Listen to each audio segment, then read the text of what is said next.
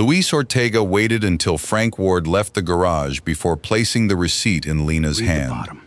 It was a thin carbon copy, yellowed at the edges and soft along the fold. The kind of paper most businesses had stopped using years ago. Luis had kept it inside a metal parts drawer for 2 decades.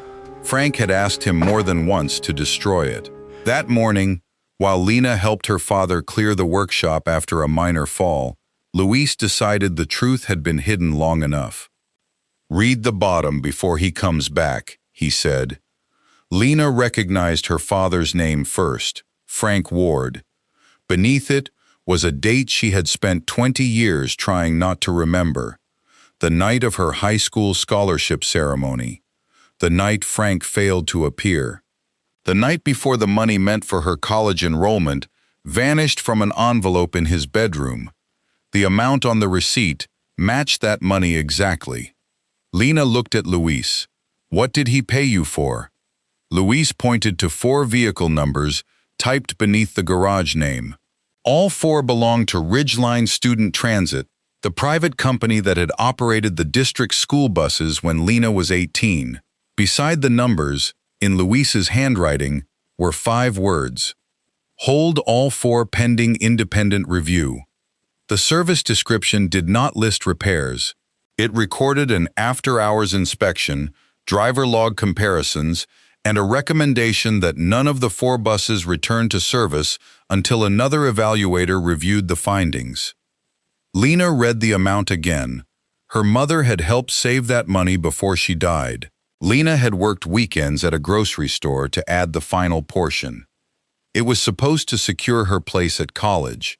Instead, she had postponed enrollment, worked 2 jobs, and spent years believing her father had taken it to cover a mistake he was too ashamed to explain. Frank had never corrected her. The workshop door opened behind them. Frank stepped inside, carrying an old socket set against his chest. At 67, he moved more slowly than he once had, but his eyes still noticed small changes before anyone mentioned them. He saw Luis standing too close to the workbench. He saw Lena's hand closed around the carbon paper. Then he saw the faded blue garage stamp. His face lost its color. "Give it to me," he said. Lena had heard her father sound angry, tired, and disappointed. She had never heard fear in his voice before. Luis moved between them. "She deserves to know." Frank set the socket set down carefully. "You promised me." "I promised while I still believed silence was protecting somebody." Frank reached toward the receipt, but stopped when Lena stepped back. The gesture was small, yet it carried 20 years of distance. "You took my college money," she said. "You let me believe you used it to hide something you did." Frank looked at the paper rather than at her. "I did use it to cover a mistake." "Whose mistake?" He did not answer. Lena held the receipt up between them. 4 school buses. "You used everything Mom and I saved to pay for 4 buses that did not belong to you." They were going out the next morning. The words came quietly, but Luis closed his eyes as if he had been waiting years to hear Frank say them aloud. Lena asked what was wrong with the buses. Frank said he was not qualified to certify a mechanical failure. That was why he had brought them to Luis.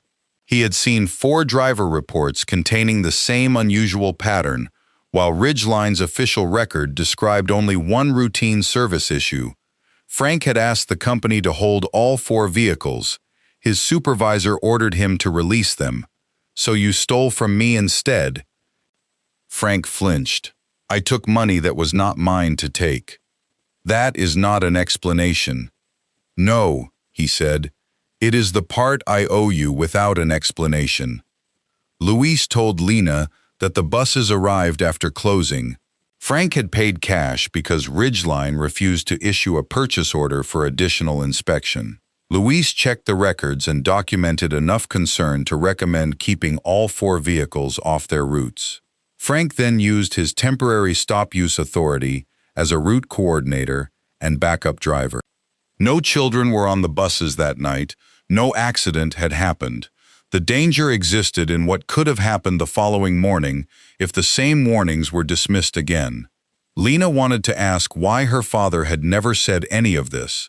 Instead, she searched the receipt for something that would make the choice understandable without making it forgivable. Frank noticed what she was doing. "You will not find the whole truth on that paper," he said. "Then tell me." Before he could answer, Lena's phone displayed the public invoice she had requested from the district archive earlier that morning. She compared the transaction number with the carbon receipt. They matched. But the official electronic invoice listed only one bus. The handwritten warning was gone. The other 3 vehicle numbers were gone. The independent review recommendation was gone. According to the public record, Luis had performed routine service on a single vehicle and found nothing requiring further action. Lena turned the screen toward her father. Frank did not look surprised. That frightened her more than the receipt.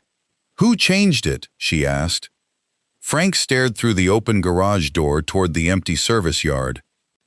"The man who fired me," he said. 20 years earlier, the money had lived inside a white envelope beneath Frank Ward's socks. Lena knew because she counted it every Friday night. Her mother, Emily, had started the fund before illness reduced her world to clinic rooms and careful conversations. They called it enrollment money, not college money, because college sounded too large and too far away. Enrollment was one payment, one doorway, something a family like theirs could reach by saving grocery coupons, overtime checks, and every birthday bill Lena received from relatives. After Emily died, Lena kept adding to the envelope. She worked Saturday mornings at a grocery store, cleaned offices twice a week, and saved almost every dollar. Frank contributed when he could, although his job with the school transportation contractor paid less than people assumed. By senior year, the envelope held enough to secure Lena's place at a state university. Frank knew the deadline. He had circled it on the kitchen calendar. He also knew the date of her scholarship ceremony. For most of Lena's childhood, Frank had been the parent who arrived early. He attended school plays after 12-hour shifts, waited outside debate practice with a thermos, and once drove through freezing rain because Lena had forgotten a folder she needed for an exam. After Emily's death, his reliability became the closest thing their house had to a routine. Then, during Lena's final semester, something changed. Frank began bringing driver logs home in a canvas work bag. He read them at the kitchen table after midnight, tracing entries with one finger and writing vehicle numbers on scrap paper. When Lena asked what was wrong, he said the company was closing reports too quickly. He never explained which reports or why they worried him. 3 days before the scholarship ceremony, Frank received a call from Victor Ames, Ridgeline's operations director. Lena heard only Frank's side. "No, that is not what 4 separate drivers wrote." A pause. Then, "Authorize another inspection." Another pause. "I will not put my name under that." Frank ended the call and remained at the kitchen table until sunrise. On the night of Lena's ceremony, an empty chair stood beside her in the school auditorium. She looked toward the rear doors each time they opened. When her name was announced, the counselor praised her grades, her work ethic, and the obstacles she had overcome after losing her mother. Everyone applauded. Frank's chair remained empty. Lena walked home carrying a certificate and the small scholarship that would cover books. Frank's truck was gone. The kitchen light was still on, and his canvas bag had disappeared from beside the table. He returned after 2 in the morning, smelling of engine oil and cold air. Lena was waiting on the stairs. "You missed it," she said. Frank looked at the certificate in her hand. "I know. Was it work?" "Yes." "Was it more important?" He did not answer quickly enough. The next morning, Lena went to retrieve the enrollment money. The envelope was empty. She searched the drawer twice, then the closet. then the kitchen cabinet where Frank kept tax papers. When he entered the room, she held the envelope open so he could see there was nothing inside. "Where is it?" Frank sat on the edge of the bed. He looked older than he had the night before. "I used it." Lena waited for the rest. "To cover a mistake at work," he said. "Your mistake?" Frank lowered his eyes. "I was responsible." The answer followed her for 20 years. Without the enrollment payment, Lena lost her place at the university. She postponed college, increased her grocery store hours, and took an evening bookkeeping job. Friends left town while she remained behind, telling people she had chosen to save money. She did not tell them her father had taken it. Ridgeline fired Frank less than a month later. The company said he had interfered with fleet operations, hired an outside garage without authorization, and disrupted scheduled routes. Someone at the depot claimed Frank had created a crisis to hide his own error. The story spread through town because Frank never challenged it. When Lena confronted him, he said only that some documents could not be discussed and some consequences belonged to him. "You already gave me one of the consequences," she told him. Frank accepted that without defense. Years later, Lena found her university acceptance letter folded inside his wallet, worn soft at the corners. He had carried it through every job he took after Ridgeline, even while allowing her to believe he had traded her future for his reputation. Now, standing in Luis Ortega's garage with the carbon receipt in one hand, Lena opened the old bank statement she had saved from the estate box after Frank's fall. The withdrawal appeared on the exact date printed on the receipt. The amount matched to the dollar. Her college money had gone directly from Frank's account to Ortega Fleet Service. Frank had told the truth about taking it. He had lied only about the mistake it covered. Lena spent the next morning doing what she trusted more than memory. She built a ledger. On one side of her desk, she placed Luis's carbon receipt, Frank's bank statement, and the handwritten note ordering all 4 buses held for review. On the other, she opened the district's archived invoices, Ridgeline's service history, and the termination summary that had followed Frank for 20 years. Every document appeared official. Almost none of them described the same event. The carbon receipt carried a 6-digit transaction number. Lena searched it through the district archive and found the electronic invoice she had already seen in the garage. It listed 1 bus, 1 routine inspection, and no safety restriction. The amount was also different. The public version showed a small service charge paid through Ridgeline's maintenance account.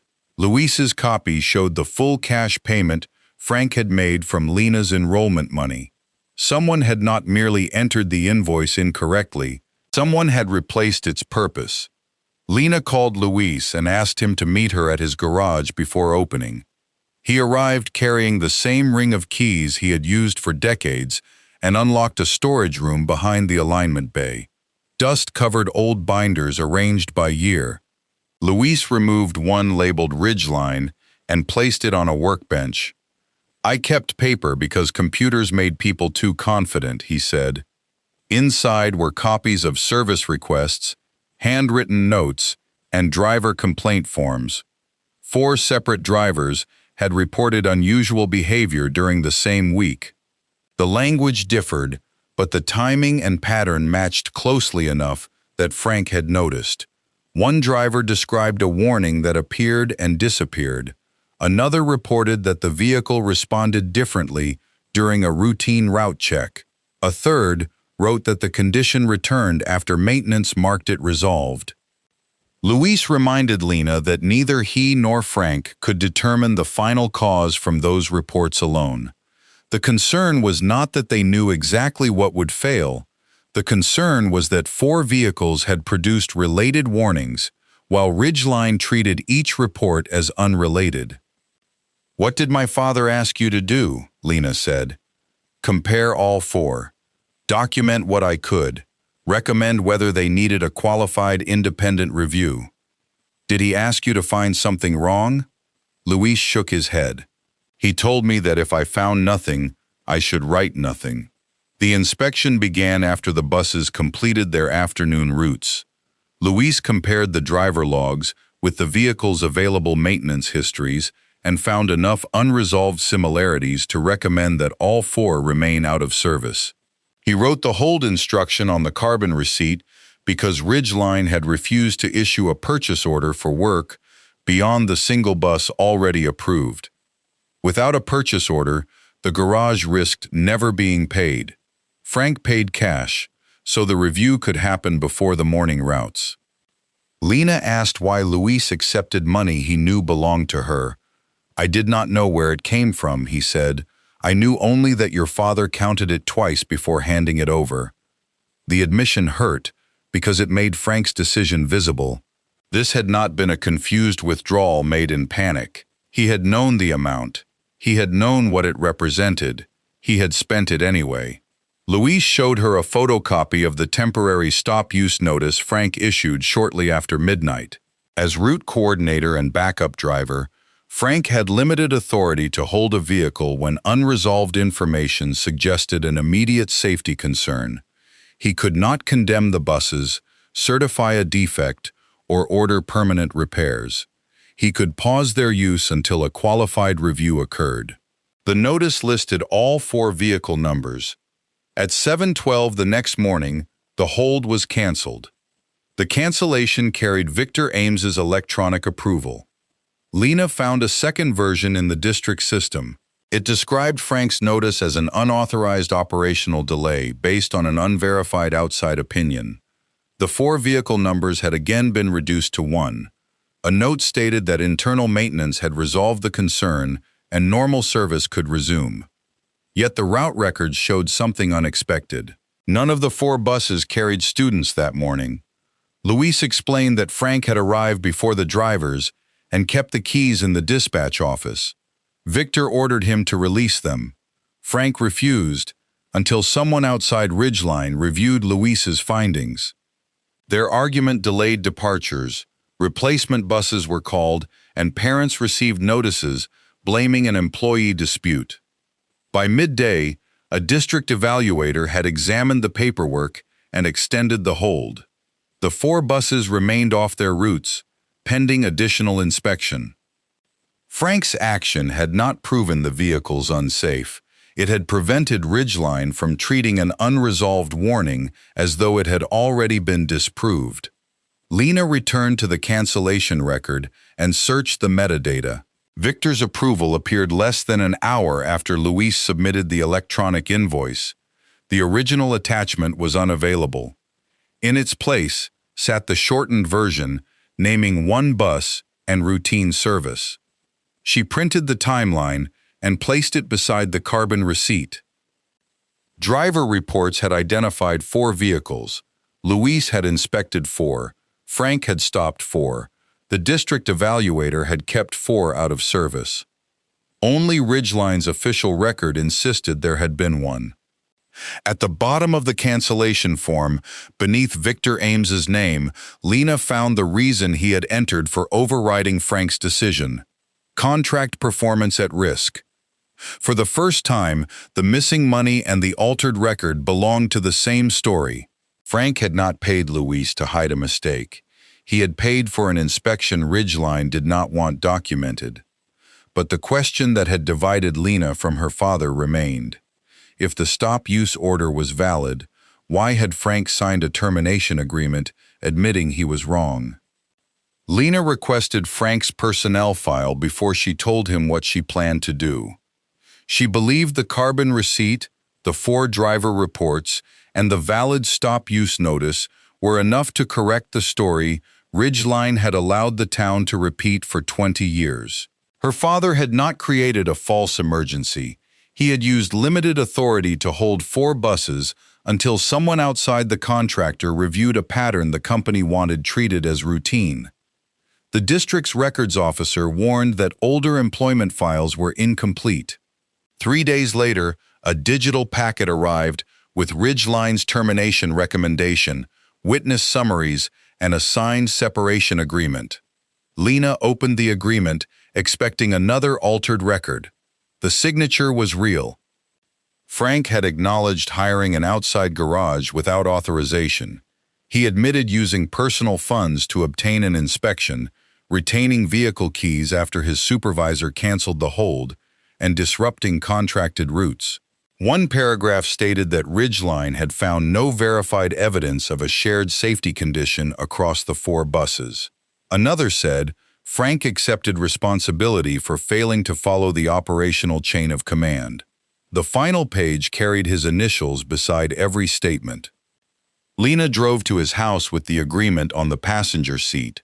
Frank was repairing a lawnmower behind the workshop when she arrived. He saw the folder beneath her arm and shut off the engine before she spoke. "You signed it," she said. Frank wiped his hands on a cloth. "Yes." "You admitted the inspection was unauthorized." "It was." "You admitted you kept the keys after Victor canceled your order." "I did." "You signed a statement saying the company found no common safety problem." Frank looked at the page. "That sentence says the company claimed it found none. It does not say I agreed with the finding." Lena pointed to the line accepting responsibility. "You let them use your signature to make the rest sound true." "I accepted what I actually did, and gave them everything they needed to call you reckless." Frank folded the cloth slowly. They already planned to do that. His answer reopened the anger Lena had carried from the empty enrollment envelope. For one day, she had allowed herself to imagine the receipt completely cleared him.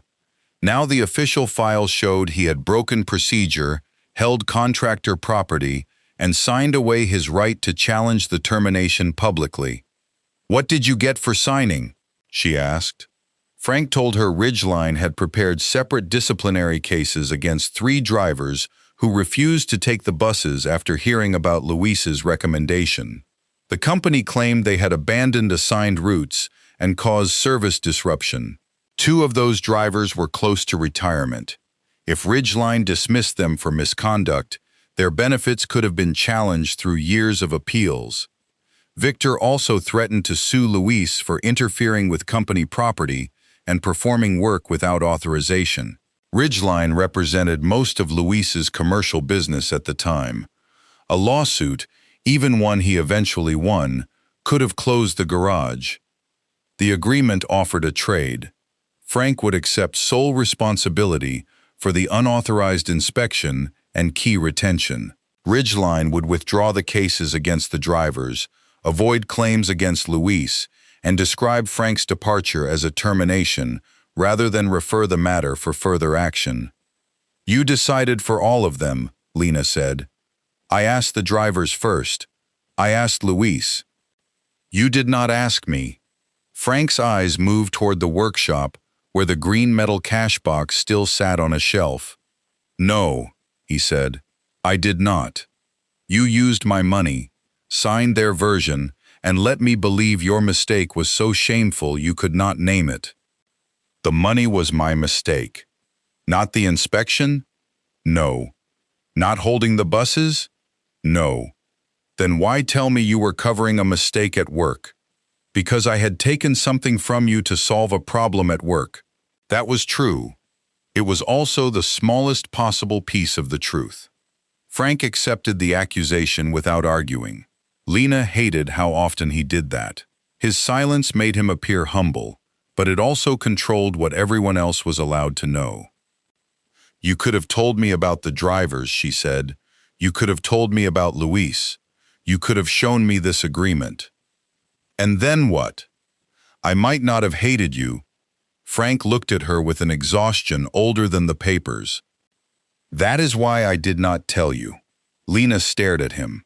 Frank said he had no right to present frightened children, endangered routes, or protected workers as reasons she should forgive him for taking the enrollment money. He had made a decision about her future without permission. Explaining why might have sounded like asking her to approve it afterward. "I did not want to turn doing one necessary thing into a weapon against the person I hurt," he said. The answer was more honest than anything he had given her 20 years earlier, but honesty arriving late could not return the year she lost. Lena opened the termination packet again. The file included Victor's cancellation notice, statements about route disruption, and Ridgeline's internal conclusion that no shared risk had been verified. Something was missing. Luis had documented the 4-bus inspection. A district evaluator had extended the hold by midday. That decision required a written basis. Yet the termination file contained no independent inspection report, no evaluator notes, and no explanation for why the buses remained out of service after Frank lost control of the keys. Lena asked Frank whether he had ever seen the final report. Once, he said, before Victor removed it from the hearing packet. Where is it now? Frank looked toward the road leading to Luis's garage. If Luis kept the receipt, he said, he may have kept the page they were more afraid of. Luis did not answer Frank's call that evening. He arrived at Lena's office the next morning with 2 cardboard archive boxes strapped to a hand truck. I kept more than the receipt, he said. I kept what I was too afraid to use. The first box contained invoices and service notes from the year Frank was fired. The second held records Luis had removed from the garage before Ridgeline changed contractors and demanded that all company documents be returned. He admitted the copies had remained hidden because he feared they could be called stolen business records. For 20 years, he had told himself preserving them was enough. Lena placed the termination agreement beside the boxes and asked for the report missing from Frank's file. Luis found it inside a binder marked District Referrals. The document was only 3 pages long. It had been prepared by a transportation evaluator who arrived after Frank refused to surrender the keys. The evaluator did not declare that the buses had a specific mechanical defect. Instead, she confirmed that the 4 driver logs contained related unresolved warnings and ordered all 4 vehicles held until a qualified inspection could determine whether the pattern shared a cause. The report listed the same 4 numbers as the carbon receipt. It also stated that Frank's temporary stop-use notice had been reasonable based on the information available at the time. Lena read that sentence twice. Ridgeline's termination file said Frank had disrupted service without verified evidence. The independent evaluator had written that his action was reasonable before Ridgeline finished building its case against him. Why was this not included, she asked. Luis opened another folder. Inside was a fax cover sheet showing the report had been sent to Ridgeline, the district transportation office, and his garage. Victor Ames had received it before Frank signed the separation agreement. The electronic version in the district archive was different. It contained a short summary stating that additional inspection had been requested out of caution. The reference to 4 related warnings was removed. Frank's stop-use decision was not mentioned. The attached evaluator report had been replaced by a 1-paragraph note. Lena checked the upload history. The change occurred 3 days after a meeting between Victor and Dana Cole, the district transportation administrator. Luis then showed her the original inspection sheets from his garage. He had not dismantled systems or claimed authority he did not possess. He compared the driver complaints, verified that the warnings had repeated after routine service, and documented conditions requiring further evaluation. His conclusion was narrow and careful. The buses should remain out of service until the similarities were explained. Frank never asked me to prove him right, Luis said. He asked me to make sure nobody called 4 warnings, 1 warning, because 1 was cheaper. The later qualified inspection found no single catastrophic failure. It found several unresolved maintenance conditions and inconsistent record-keeping across the 4 buses. All 4 required additional work before returning to normal routes. 1 remained out of service for more than 2 weeks. That result explained why no accident occurred. Frank had delayed the buses long enough for the district evaluator to intervene. His decision had prevented an uncertain risk from being dismissed, not rescued children from a disaster already underway. Lena asked why Luis had stayed silent after Frank was fired. Luis looked toward the garage window. Ridgeline had accounted for almost half his revenue.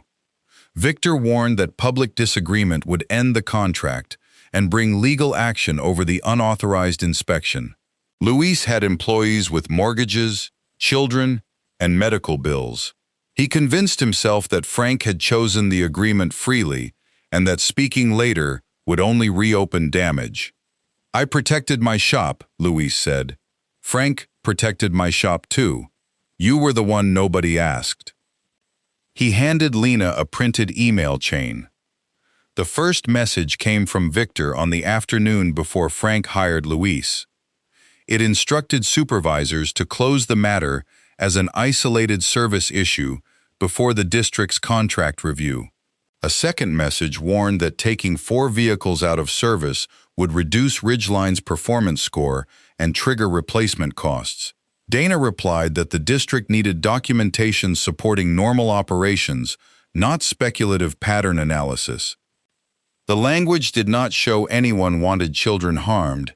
It showed that every incentive favored the fastest reassuring explanation.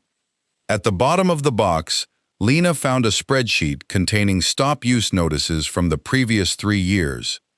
Most had been resolved normally. 7, however, followed the same pattern as Frank's. An employee reported repeated concerns, management narrowed the issue, the hold was canceled quickly, and the employee later received discipline for disruption or insubordination. Frank had not been the first person punished for slowing the system down. He was only the one who left behind a receipt. Lena built a new timeline across her office wall. Driver reports, refused purchase order. Cash inspection, 4-bus hold, Victor's cancellation, district intervention, altered invoice, missing report, termination agreement, earlier disciplinary cases. The evidence no longer asked whether Frank had broken procedure. He had. It asked why the system punished the person who created time for an independent answer while protecting those who erased the questions. Luis looked at the wall and said, "Your father called the money his mistake because it was the only part nobody else made him do." Lena understood then what Frank had hidden inside that sentence. He did not regret stopping the buses. He regretted deciding that her future was available for him to spend. That truth did not clear him as a father, but it changed the case against him as an employee. And the 7 older stop-use files proved the hearing could no longer be only about Frank Ward. The reopened hearing was held in the same district building where Ridgeline's contract had been renewed 20 years earlier. This time, the walls carried enlarged copies of the documents Lena had arranged across her office. 4 driver reports, Luis's carbon receipt, Frank's stop-use notice, Victor's cancellation, the missing evaluator report, the altered electronic invoice, and 7 earlier disciplinary files. Victor Ames arrived with attorneys and a prepared statement. He began by saying no child had been harmed. Ridgeline, he explained, had faced driver shortages, aging vehicles, fixed route times, and penalties whenever service was interrupted. Managers had to make decisions quickly. Frank's decision to withhold 4 sets of keys had forced the company to locate replacements, notify parents, and explain delays to the district. Lena's attorney did not argue that the disruption was imaginary. She asked why Victor had canceled the hold before reviewing Luis's findings. Victor said Luis was outside the approved vendor process. The carbon receipt proved that Ridgeline had refused to authorize the broader inspection. She asked why the official invoice named only 1 bus. Victor blamed data migration. The archived upload history showed the invoice had been shortened days after the incident, long before any migration. She asked why the independent evaluator's report had been removed from Frank's termination file. Victor said personnel packets did not include every operational document. The fact sheet proved he had received the report before negotiating Frank's separation. Each explanation sounded reasonable until the next document made it smaller. Dana Cole testified after him. She admitted the district measured contractors partly through route completion, service interruptions, and the speed with which maintenance concerns were closed. A prolonged safety review could lower Ridgeline's score even when the decision to stop service was responsible. She called that an unintended consequence. Lena asked whether managers were ever rewarded for discovering that a problem required more time. Dana could not identify one measure that worked that way. The audit team then presented the 7 earlier stop use cases. 4 involved drivers, 2 involved dispatch employees, 1 involved a mechanic who had reported similar entries across multiple vehicles. In every case, management narrowed the concern, restored service quickly, and later disciplined the employee for delay, insubordination, or failure to follow procedure. Not every employee had been correct about the suspected problem. That was not the finding. The finding was that the system decided who deserved protection before an independent answer existed. During the lunch recess, Ridgeline offered a private settlement. Frank's employment record would be corrected. The company would repay the enrollment money with interest, reimburse Lena for documented education expenses, and fund a public recognition ceremony. Luis would receive protection from any old contract claim. In exchange, the family would release Ridgeline and describe the incident as a historical administrative failure that had already been addressed. The amount was large enough to return everything money could measure. Frank placed the offer in front of Lena. "The money was yours," he said. "The decision should be yours." For 20 years, Lena had imagined what repayment might feel like. She had calculated lost wages, delayed opportunities, tuition increases, and the interest Frank never had the ability to pay. The offer could erase debt, expand her business, and create the security Emily had wanted for her. But it would not restore the years she lost.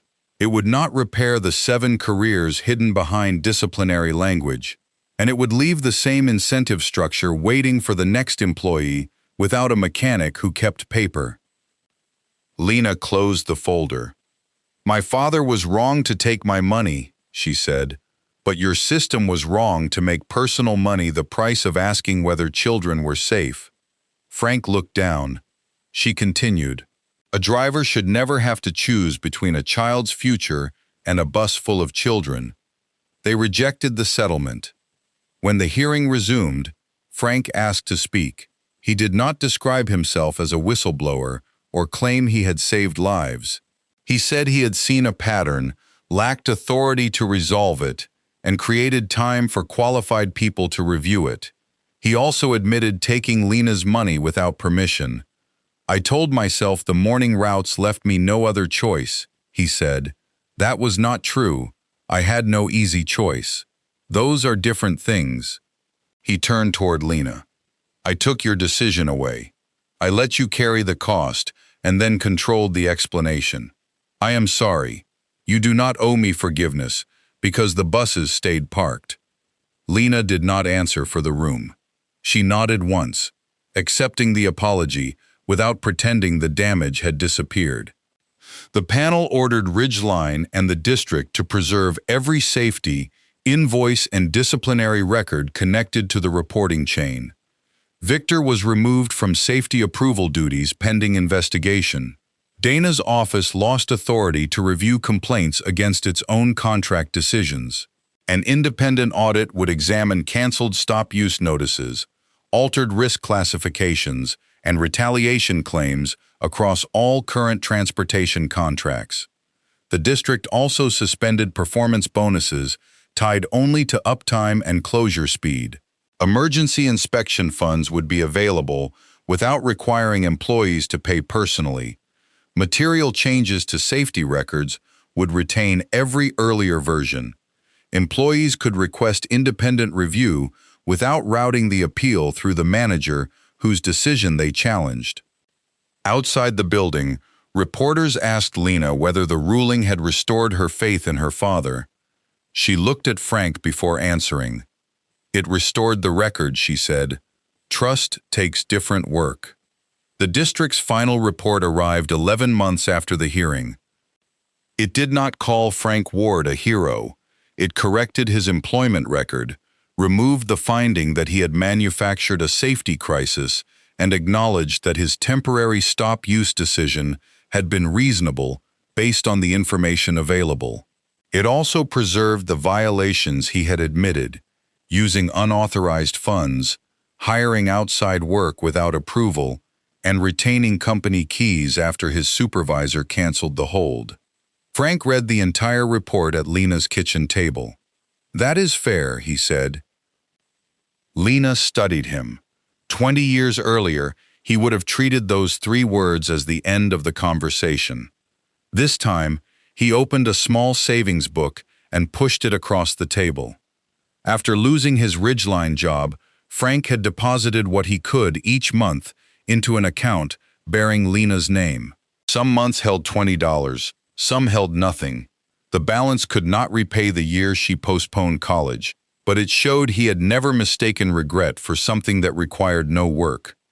The district's restitution payment covered the remaining enrollment money, documented education costs, and interest. Lena accepted it without pretending money could recreate the person she might have been at 18. She paid off the last of her student debt, expanded her accounting office by 1 room, and placed the rest into a scholarship for the children of school drivers, dispatchers, and mechanics. She named it after Emily Ward. Frank asked why his name was not included.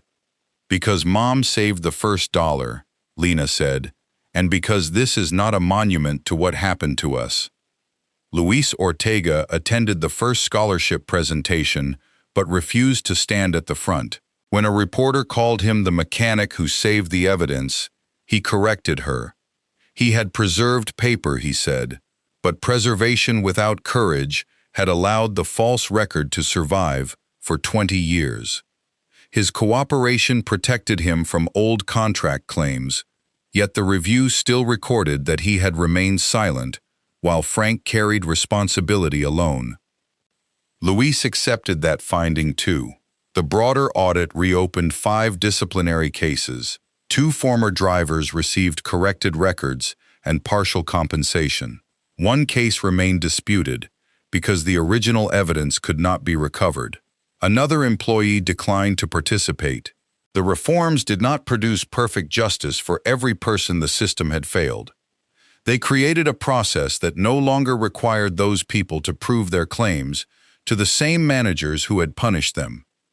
Ridgeline lost its ability to approve its own responses to stop-use notices. Contract bonuses were redesigned so that responsible reporting did not reduce performance scores. Every change to a safety classification preserved the earlier version, the name of the person making the change, and a written technical reason. Employees could request independent inspection through an emergency fund rather than paying from their own pockets. Victor Ames was removed from operational leadership after investigators found that he had repeatedly placed contract measures above unresolved reports. Dana Cole remained with the district in a reduced role after admitting that her office had accepted reassuring summaries without reviewing the source documents. Neither outcome satisfied everyone, but the final findings separated poor judgment, concealment, silence, and retaliation, damnation, instead of treating every participant as equally guilty. Frank never returned to transportation work. He repaired lawn equipment, restored an old pickup with Luis, and attended counseling sessions with Lena twice a month. Some conversations ended warmly. Others ended with one of them leaving angry. Reconciliation proved less like a verdict and more like maintenance. Ignored too long, small problems became patterns. One rainy morning, a young driver named Marcus Lee arrived at the district office carrying an after-hours inspection receipt. His bus had produced a warning after the approved garage closed. A nearby mechanic had documented the concern but could not bill the district without a purchase order. Marcus paid personally because he feared the vehicle would be assigned to another driver before morning. Under the old system, his supervisor might have reprimanded him for unauthorized spending. Instead, she logged the receipt, reimbursed Marcus from the emergency fund, and placed the bus under temporary hold. An independent reviewer examined the record before anyone changed the classification. The concern turned out to require additional service, but not a fleet-wide emergency. Marcus was thanked for reporting it early. No one called him disruptive. No one removed the receipt from the file. A copy was later placed in the district training room beside Luis's faded carbon form. The display included the names of Frank, Luis, and the 4 drivers whose original reports had begun the case. Below them was one sentence: "A warning does not become irresponsible because it is inconvenient." Lena visited the room with Frank after the display opened. He stood before the old receipt, but did not touch it. "I still wish Luis had burned it," he said. Lena looked at him. Frank continued, "Not because I wanted the truth hidden, because I was ashamed of what it proved I took from you." For the first time, Lena understood that his secrecy had not come only from fear of Ridgeline. It had also come from believing shame gave him the right to decide how much truth she could handle. "You do not protect people by choosing their losses for them," she said. "I know that now." She did not tell him everything was forgiven. She slipped her arm through his and walked with him toward the exit. Behind them, the 2 receipts remained under glass. One had been hidden for 20 years because a father believed doing the right thing excused deciding alone. The other had been paid immediately because the system had finally learned that safety should never depend on someone sacrificing their child's future in secret. Understanding does not erase harm.